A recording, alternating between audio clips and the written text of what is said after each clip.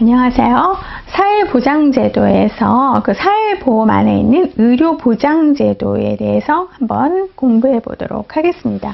자, 의료보장제도. 물론 의료보장이 사회보험의 의료보장은 건강보험 서비스가 있고요. 그 다음에 공공부조의 의료보장은 뭐가 있죠? 의료급여가 있죠. 그래서 의료보장제도의 하나를 보면은 사회보장제도의 하나죠. 의료보장은 사회보장제도의 하나로 국민의 건강권을 보호하기 위해서 요구되는 보건의료 서비스를 국가나 사회가 제도적으로 제공하는 것을 말하는데, 의료보장제도에서도 사회보험 안에 건강보험이 있고요. 그 다음에 의료급여, 공공부조의 의료급여가 있어요. 그 다음에 산재가 있거든요. 산재는 물론 사회보험 안에 들어가는데, 이거는 산업재해와 그 직업병 발생에 대한 보상보험이에요. 산재 같은 경우에는 직업병. 예를 들면은, 우리가 어떤 그 광부의 직업병이라고 할 수 있는 거는 뭐가 있을까요? 산재 대상이 될 수 있는 거는 어떤 폐질환 같은 경우죠. 그쵸? 뭐 규폐증이라든가 뭐 그런 사람들, 그런 분들의 산업재해라든가 직업별 발생에 대해서 이제 보상보험. 그래서 산재가 되는 이제 병원이 우리나라에도 몇 개가 있습니다.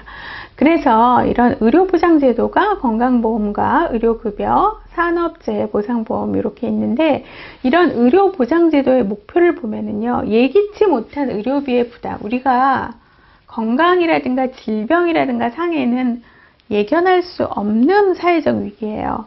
예기치 못한, 근데 이제 이걸 갖다가 치료를 하거나 어떤 시술을 하려면 의료비가 들어가는데, 예기치 못한 의료비 부담으로 국민을 재정적으로 보호를 해서 미리 이제 걷어놓는 거죠. 사회보험 같은 경우, 건강보험 같은 경우 미리 걷잖아요. 아프지도 않는데. 국민 간의 보건의료 서비스를 균등분배한다는 거예요. 균등분배. 자, 균등분배. 보건의료 사업 효과의 극대화를 꾀하고 보건의료비의 적정 수준을 유지한다. 자, 균등분배.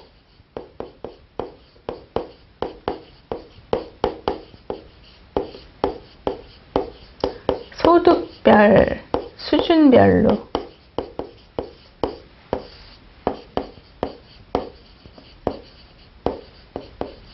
보험료를 이제 객출을 하는 거죠. 의료보장제도의 이제 유형을 살펴보면은요, 여러 가지가 있는데, 우리나라 같은 경우에는 사회보험제도의 어떤 방식으로 되어 있어요. 사회보험. 그래서 의료비를 정부기관이 아닌 보험자가 보험료를 재원으로 마련하여서 의료를 보장하는 방식이에요. 사회보험 방식은 보험자.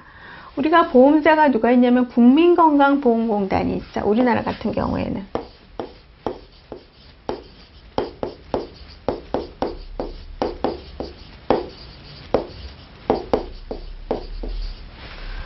그리고 보험원리에 의해서 1차적으로 국민의 보험료에 의해서 재원을 조달하고 국가는 2차적 지원과 지도 기능을 수행하는 제도이다. 양질의 의료를 제공할 수가 있는 것이 사회보험 방식의 가장 큰 장점 중에 하나예요. 근데 이제 단점을 살펴보면은 소득 유형이 서로 다르잖아요. 사람들이. 그쵸? 그래서 다른 구성원에 대해서 단일 보험료 부과 기준 적용에 어려움이 있고요. 또 의료비 증가에 대한 억제 기능의 취약으로 보험 재정이 불안정해요.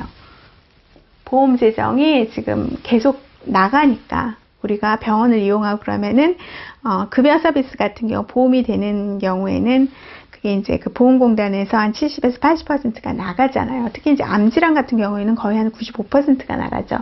그렇기 때문에 보험 재정이 불안정할 수가 있어요. 독일이나 일본, 프랑스, 한국 등이 대표적인데 한국이 대표적이죠. 사회보험 서비스로. 그 다음에 국민보건 서비스 방식이라고 그래갖고 NHS라고 해요. 이거는 정부가 세금으로 일반 조세로 재원을 마련해서 모든 국민에게 무상으로 의료를 제공하는 국가의 직접적인 의료관장 방식이에요. 그래서 이거 대부분 의료기관의 상당 부분이 사회화 내지 국유화되어 있어요. 영국 같은 경우에는 90%가 병원이 국유화가 되어 있어요. 10%의 병원만 민간 병원이에요.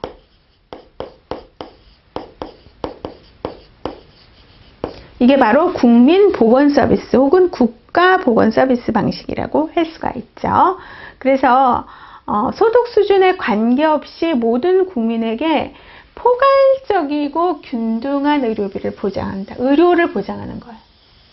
소득이 많거나 작거나. 우리나라 같은 경우에는 소득, 물론 균등분배라고는 하지만 소득이 많으면 많을수록 어떻게 민간이 90%니까 비급여를 사용해서라도 어떻게든지 건강을 유지하고 증진을 하잖아요.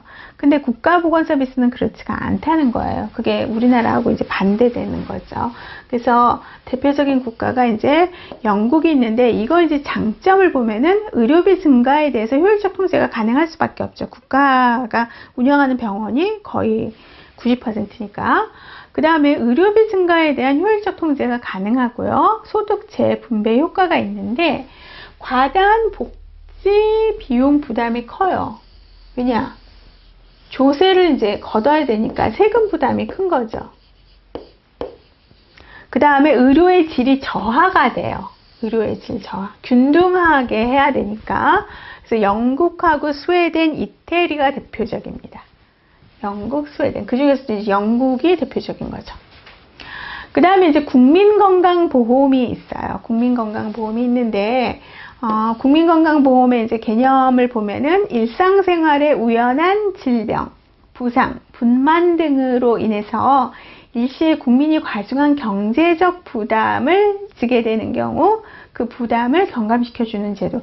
일종의 그 사회보험의 그 의료보험, 우리나라가 지금 가입하고 있는 거하고 비슷한 거예요. 그래서 이거는 사회보험 방식하고 비슷한 거를 얘기를 할 수가 있죠. 그래서 질병 들어가요. 우리나라를 보시면 돼요. 질병 들어가고, 부상 들어가요. 분만 들어가요. 과중한 경제적 부담을 지게 되는 경우 그 부담을 경감시켜 주는데 특성.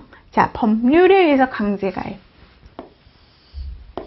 국민건강보험법이 있죠.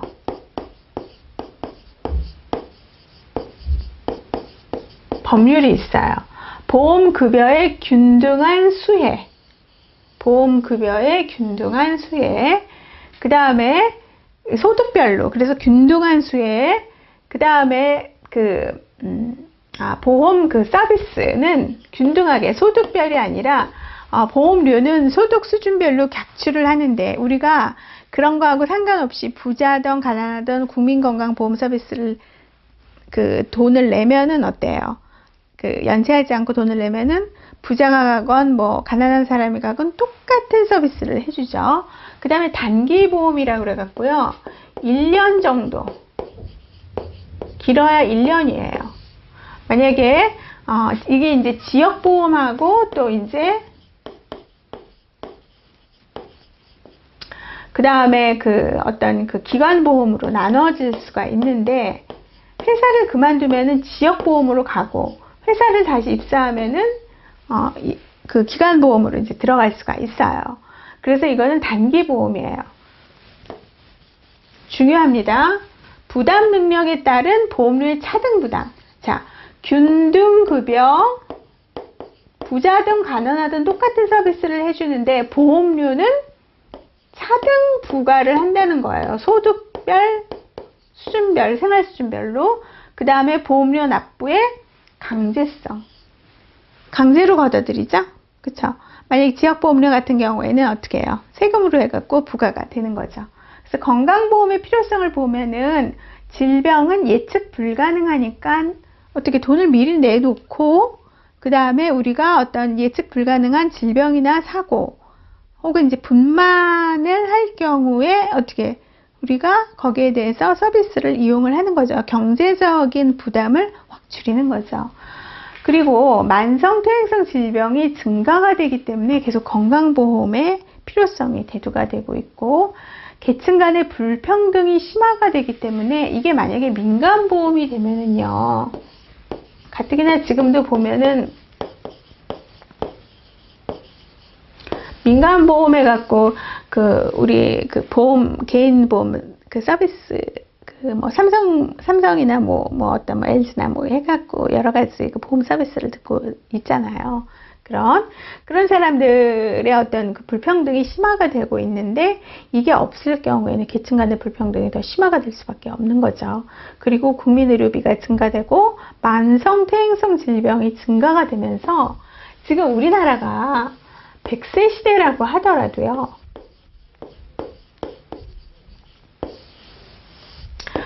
85세 평균 80에서 85세 이후에 물론 건강하신 분들도 있지만 85세 이후부터는 상당히 뭐랄까 이제 아프면서 돌아가실 때까지 이제 앓다가 돌아가신다, 이제 그런 얘기가 있어요. 그만큼 만성 퇴행성 질환이 연령이 늘어감에 따라서 만성 퇴행성 질환이 굉장히 많이 늘어나고 있다는 거죠. 그래서 건강보험이 이것 때문에 필요해요. 우리나라에는 법률에 의해서 국민건강보험법이 있습니다. 그 국민건강보험법 알아보시면 국민의 질병, 부상에 대한 예방, 진단, 치료, 재활과 출산, 재활에도 서비스가 들어가고요. 사망 및 건강 증진에 대하여 보험급여를 실시함으로써 국민 보건을 향상시키고 사회 보장을 증진하는 것을 목적으로 하고 있으며, 질병뿐만 아니라 예방과 건강 증진도 포함하고 있는 거. 자, 예방과 건강 증진도 포함하고 있습니다. 우리가 지금 전국민 건강보험 제도를 지금 실시하고 있거든요. 실시하는 이유가 뭐냐면은 제한된 의료자원의 어떤 효율적 운영을 위해서 또 중요하고요. 그러면서 단계별 의료 전달 체계를 마련하는 이유가 뭐냐면은 1차하고 2차 의료기관을 방문을 한 다음에 그 다음에 어떤 의뢰서를 갖고 3차 병원을 가야지만이 보험 서비스를 받을 수가 있어요. 의뢰서라든가 어떤 진단서를 갖고 가야 돼요. 그래서 제한된 의료자원의 효율적 운영을 위해서, 이건 뭐냐면은 3차 병원 굉장히 제한되어 있어요. 너도 나도 3차 병원, 그냥 단순한 감기라든가 단순한 염증 같은 경우에는 1차, 2차에서 충분히 할 수가 있는데, 너도 나도 3차 대학병원이나 3차 의료기관을 가면은요, 제한된 의료자원의 효율적 운용이 안 되고요. 무분별한 의료가 남용이 되면서 그만큼 어때요? 3차 의료기관은 본인 부담률도 비싸고요. 정부에서 지원하는 국민의료비도, 건강보험비도 한번 보세요. 1차하고 2차하고 3차하고 했을 때 3차가 훨씬 더 의료비가 더 세다는 거. 그래서 국민의료의 무분별한 의료의 남용을 방지하기 위해서 단계별 의료 전달 체계를 마련하고 있고요. 그 다음에 이제 의약 분업을 하면서 기대하는 게 뭐냐면은 의약품 오남용의 예방, 적절한 의약품 사용으로 약제비 절감, 환자의 알 권리 향상, 제약산업의 발전 및 의약품 유통 구조의 정상화, 이것도 한번 읽어보시기를 바랍니다. 여기서 중요한 건 이거죠.